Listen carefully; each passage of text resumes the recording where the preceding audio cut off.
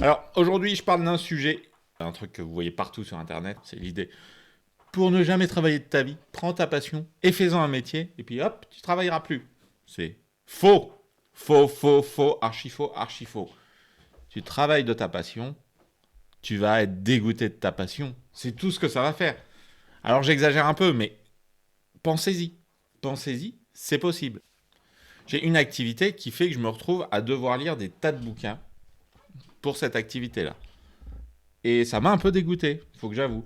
Parce qu'en fait, plus tu rentres dans la technique autour d'un truc que t'aimes, c'est un peu valable aussi pour le cinéma. J'ai discuté avec beaucoup de gens qui bossent dans l'audiovisuel, qui étaient des gens passionnés de cinéma. Et en fait, à force de monter en compétences dans le cinéma, ces gens-là finissent par voir les petits détails, voir les astuces de réalisation, etc. Et donc par moins apprécier le cinéma. Donc l'idée selon laquelle vivre de ta passion, ça va automatiquement faire que tu vas être heureux, ben c'est complètement faux. Ça peut aussi t'amener à être dégoûté de ta passion. Pensez-y. Alors je dis pas que voilà, si vous êtes passionné de cinéma, si vous avez envie de devenir acteur, de devenir réalisateur ou autre, qu'il faut pas le faire. Simplement, pensez au fait que la passion ne suffit pas à être bon dans quelque chose et la passion, ça change. Là, dans la vie, vous évoluez. Tu peux être passionné d'un truc et ne pas en vivre. Moi, j'étais aussi quelqu'un qui est passionné par la biologie, vraiment. J'ai des bouquins de biologie derrière moi, j'ai fait mes études là-dedans parce que j'étais passionné par ça. Et ça me passionne toujours. Mais je ne travaille pas dedans. Parce qu'il n'y a pas forcément des débouchés qui permettent de valider la passion que ça vous apporte. Je regarde des chaînes YouTube, je lis de la documentation scientifique, je lis des articles scientifiques, je lis l'état de la recherche, il y a plein de sujets passionnants. C'est vraiment des trucs qui me passionnent. Mais ça reste un loisir. Pourquoi en faire un métier? Est-ce qu'aller compter des insectes toute ma vie, c'est ce que je veux faire de ma vie? C'est pas un mauvais métier. Je connais des entomologistes, c'est des gens passionnants avec qui discuter. Mais est-ce que c'est pour moi? Pas forcément. Une passion, ça ne fait pas automatiquement un bon métier. Et un métier, ça ne doit pas automatiquement être une passion. Quoi qu'il arrive dans la vie, vous allez travailler. Je prends l'exemple du mec qui est passionné par les insectes et qui va les étudier. C'est pas parce qu'il se lève le matin pour étudier des insectes qu'il va avoir envie de se lever. Parce que le matin, il fait froid. J'habite dans le Massif central. Le matin, en hiver, il fait froid. On n'a pas forcément envie de sortir dehors, d'aller se peler les couilles pour voir s'il y a des mouches qui survivent au froid. Vous prenez n'importe quelle passion, c'est valable. Des fois, le matin, quand vous vous levez, votre boulot est chiant. Même si le secteur d'activité dans lequel vous êtes est passionnant. Moi, quand je bossais en labo, j'ai bossé en biologie, j'ai été laborantin. Quand je bossais en laboratoire, je faisais pousser des bactéries dans des boîtes. Une fois qu'on a dit que chercher à vivre de sa passion, c'est pas forcément le bon moteur. Quel pourrait être le moteur complémentaire? Il y en a plein. Il y en a plein de moteurs complémentaires. Il y a l'amour du travail bien fait. Voilà, tu peux faire un métier qui n'est pas passionnant, mais tu peux juste avoir un caractère qui fait que ton métier pas passionnant, tu vas le faire bien. Tu peux balayer les rues et te dire, bah voilà, je suis content, mes rues sont propres. Moi, j'ai bossé dans un supermarché. Donc, bosser dans un supermarché, c'est pas l'activité la plus passionnante de l'univers. Il faut empiler des boîtes de conserve. En l'occurrence, comme je suis costaud, j'empilais les bouteilles d'alcool. Bon, on peut dire que c'est une manière de vivre de sa passion, parce que j'aime bien l'alcool, ouais. Est-ce que pour autant c'est une activité passionnante? Ça ne l'est pas. Mais par contre, j'étais content d'avoir un rayon bien présenté. Bah oui. L'amour du travail bien fait, c'est un moteur. Le fait, voilà, tu tailles des arbres, bah, qu'ils soient bien taillés. Tu tonds la pelouse, qu'elle soit bien tondue, etc., etc. Donc déjà, développez ça. Essayez de vous l'imposer. Je ne sais pas d'où ça vient. Je suis pas certain, moi, que ce soit quelque chose d'inné chez moi. Je pense que je l'ai un petit peu travaillé.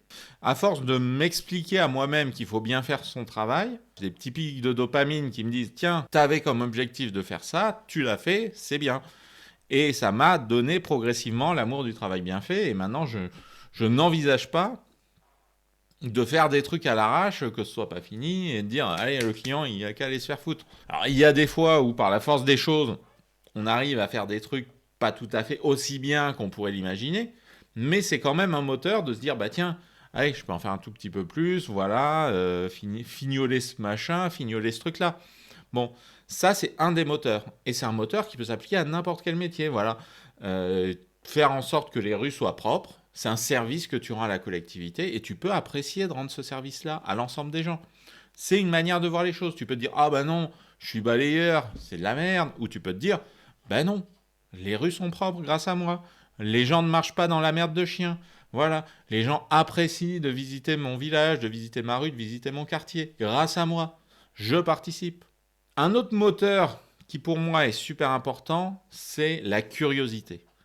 Parce qu'en vrai, je pense qu'au fond de nous, on peut se rendre passionné pour à peu près n'importe quoi. Comme je vous disais, moi, j'ai développé des passions avec le temps pour des trucs qui barbent la plupart des gens. Voilà, l'entomologie, c'est un sujet qui m'intéresse. J'ai des bouquins d'entomologie à la maison. La plupart d'entre vous savent même pas ce que ça veut dire entomologie. Et vous avez raison, chacun son truc. C'est simplement que, comme moi, je suis passionné de biologie et surtout d'écologie, c'est très difficile, l'écologie. C'est très difficile à étudier. Vous vous rendez compte, quand vous voulez étudier l'écologie des éléphants ou des baleines bleues, ben, il vous faut des équipements ultra lourds. Il vous faut des caméras, il vous faut des radars, des sonars, des trucs comme ça. Il faut que vous soyez capable de détecter où ils sont ou de leur poser des colliers, etc. Voilà. Quand vous étudiez l'écologie des petits écosystèmes, donc ça peut être des écosystèmes marins, etc., des aquariums par exemple. L'aquarium, c'est un mini écosystème qui peut être autonome ou pas. Quand vous étudiez tout ça, quand vous étudiez les petits animaux vivants, et moi j'avais une spécialisation en microbiologie, donc quand vous étudiez les petits animaux, vous pouvez observer des comportements écologiques passionnants, et du coup on développe une compétence. Donc j'ai développé une compétence en identification d'insectes. Du coup ça m'a intéressé de regarder dans mon environnement quelles sont les variétés. Tiens, cette année, il y a beaucoup d'osmies. Tiens, cette année, il y a des xylocopes. Ce que je vous dis, ça ne vous parle pas. Moi, ça me parle. Moi, ça m'intéresse. Parce que, à force de m'intéresser à des sujets connexes, à des choses qui étaient liées à mon activité, en l'occurrence, ce n'était pas pour le boulot, c'était pour mes études, mais peu importe. À force de m'intéresser à ça, j'ai mon intérêt qui s'est associé à des sujets connexes, et voilà. Et je suis sûr que si j'avais persévéré dans la grande distribution, j'aurais développé des passions pour des stratégies marketing ou je sais pas quoi. Et je suis sûr que si j'avais continué à bosser dans l'entretien des espaces verts, c'est aussi un autre truc que j'ai fait, j'aurais sûrement été passionné par quel type de plante mettre, à quel endroit, à quoi ça sert. C'est la guerre. Donc, à quoi ça sert, quel type de plante, pourquoi, qu'est-ce qu'on met dans un cimetière pour que ce soit pas tout boueux quand les gens ils viennent pour la Toussaint, des trucs comme ça. Voilà. On peut se passionner, je pense, pour n'importe quoi. Est-ce que c'est une question de nature ou est-ce que c'est une question de travail sur soi, d'attitude vis-à-vis de la vie? J'en sais rien. J'en sais rien. Mais par contre, je pense qu'il faut essayer de cultiver ça. Moi, je pense qu'il faut surtout, peu importe là où vous allez, peu importe ce que vous faites, essayer de trouver du sens dans ce que vous faites. Et si vous n'en trouvez pas, si vous avez un bullshit job, oui, peut-être qu'il faut en changer, mais pas forcément pour vivre d'une passion, pas forcément pour vivre du dessin, pas forcément pour écrire des livres, pas forcément pour réaliser des vidéos, non. Je pense qu'on peut se passionner, se prendre d'intérêt pour n'importe quoi. Chercher du sens. Où est-ce que vous êtes utile? Je pense que l'utilité sociale, c'est vraiment un moteur très intéressant. Plus intéressant que la passion, parce que la passion, ça fait yo-yo. La passion, ça vous donne des pics de dopamine au début, et puis au bout d'un moment, vous vous lassez. Par contre, l'utilité sociale, c'est tous les jours. Si vous passez le balai dans la rue, tous les jours, il y a des merdes qui vont arriver et qui vont ressalir la rue, et tous les jours, il faut vous y remettre. Et tous les jours, vous avez un intérêt concret, parce que tous les jours, vous allez améliorer le cadre de vie. Si c'est l'hiver et qu'il y a du verglas, vous allez sauver le coccyx de la petite mamie qui sinon aurait glissé. Grâce à vous, elle survit, etc. etc. Bon, là, je vous donne des exemples un petit peu caricaturaux. Mais c'est valable aussi pour les gens qui s'engagent dans l'armée, les gens qui travaillent dans l'administration. L'administration, c'est l'enfer. C'est le nid à bullshit job ultime. Mais il y a des gens qui font ça par volonté d'être utiles à la société. Et vous, les gens qui êtes dans l'administration pour ça et qui le faites et qui portez tout l'édifice sur vos épaules pendant que la plupart des gens essayent de le saboter, Merci. Merci d'essayer de faire le boulot malgré tout. Mais ça, pour moi, c'est un moteur ultra performant. Et c'est un peu le moteur qui me porte, moi, dans mes activités quotidiennes, parce que j'ai l'impression que mes activités autour de l'amélioration de la gestion des entreprises, d'une part, et d'autre part, de l'automatisation des process, j'ai l'impression que c'est vraiment utile. Parce que la secrétaire qui passait sa vie à remplir le même papier, le même certificat toute la journée et que j'ai automatisé, ces gens-là, ils avaient un métier horrible. Remplir tous les jours le certificat, machin truc, et le signer, et mettre le tampon de l'entreprise, et en faire 300 d'affilée tous les jours, et pendant 2-3 heures faire autre chose, c'était l'enfer. Pouf, c'est automatisé, il n'y a plus besoin de le faire. Ben voilà, j'ai l'impression d'avoir rendu service. Quand j'améliore la rentabilité d'une entreprise parce que j'aide à détecter que tel ou tel point, telle ou telle prestation, elle bouffe de la marge sans forcément avoir une utilité dans le business model, je rends service à tous ces gens qui gagnent mieux leur vie de leur travail. Et ça, j'ai l'impression d'avoir une utilité sociale très importante.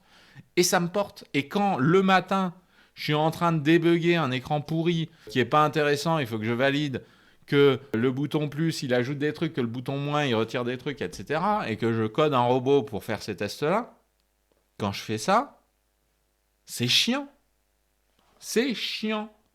Mais je pense à la personne qui va utiliser cet outil et à qui ça va faire gagner peut-être 1 000 € par mois de l'utiliser en temps de travail. Et là, je me dis, bah oui, je continue. Explorer ces sujets-là. Le travail passion, c'est pas la seule voie vers l'épanouissement. C'est tout ce que je veux vous dire aujourd'hui. Le travail passion, c'est pas la seule solution. Il y a le travail utile, il y a le travail bien fait, il y a le travail intriguant. Tous ces sujets-là vous permettent de trouver de l'épanouissement dans ce que vous faites. Donc, avant d'essayer de tout changer à votre vie pour aller dans une direction où vous allez peut-être vous planter parce que soit vous n'avez pas la compétence, soit vous allez perdre de l'intérêt pour cette passion-là, essayez plutôt de trouver de l'intérêt soit dans ce que vous faites, soit dans un secteur connexe à celui où vous travaillez, et où là, vous pourrez trouver un intérêt parmi ceux que je propose, un intérêt concret. Et vous avez peut-être d'autres choses qui peuvent vous porter. Évidemment, il y a une chose qui peut vous porter et que je n'ai pas dit, c'est tout simplement le pognon. Et vous avez le droit. Vous avez le droit de faire un boulot pour le pognon. Évidemment, la plupart des gens font un boulot pour le pognon parce que le temps qu'ils passent à faire un boulot chiant, entre guillemets, ça leur apporte suffisamment pour faire des choses dans leur vie personnelle, sur leur temps libre, qui leur tient plus à cœur. Et donc, par exemple, imaginez que vous soyez musicien. Ce qui vous branche dans la vie, c'est de jouer de la musique. Peut-être que vous êtes à 32 heures dans une usine, où vous faites un truc qui ne vous intéresse pas beaucoup, mais ces 32 heures relativement bien payées dans une usine, ça vous permet d'avoir un jour par semaine où vous faites de la musique, où vous allez faire danser les mamies, où vous allez faire autre chose, j'en sais rien. Ça, c'est votre équilibre à vous, c'est ce qui vous porte, et c'est bien. Et vous n'êtes pas forcément obligé de passer à plein temps dans la musique, parce que peut-être que passer à plein temps dans la musique, ça va vous rendre la musique détestable. Alors que si vous jouez quand vous avez envie, que vous répétez tous les week-ends, que vous faites vos petites salles, etc., vous allez peut-être passer des super moments sans pression parce que vous vivez d'autres choses. Pensez-y. Il y a un équilibre à trouver. On n'est pas obligé de faire une seule chose dans la vie. On peut avoir 2-3 activités différentes qui vous permettent de trouver un équilibre. Ça, c'était ma réponse à l'idée reçue d'Internet, comme quoi il faut trouver son travail passion. Non, il ne faut pas trouver son travail passion. Trouvez votre équilibre comme vous pouvez et comme vous voulez. Si ce que je vous ai dit dans cette vidéo vous a intéressé, n'hésitez pas à mettre un pouce bleu. Si l'entrepreneuriat vous intéresse, vous pouvez vous abonner à la chaîne. Il existe un serveur Discord si vous voulez parler de tout ça. Sinon, il ne me reste plus qu'à vous souhaiter une bonne journée.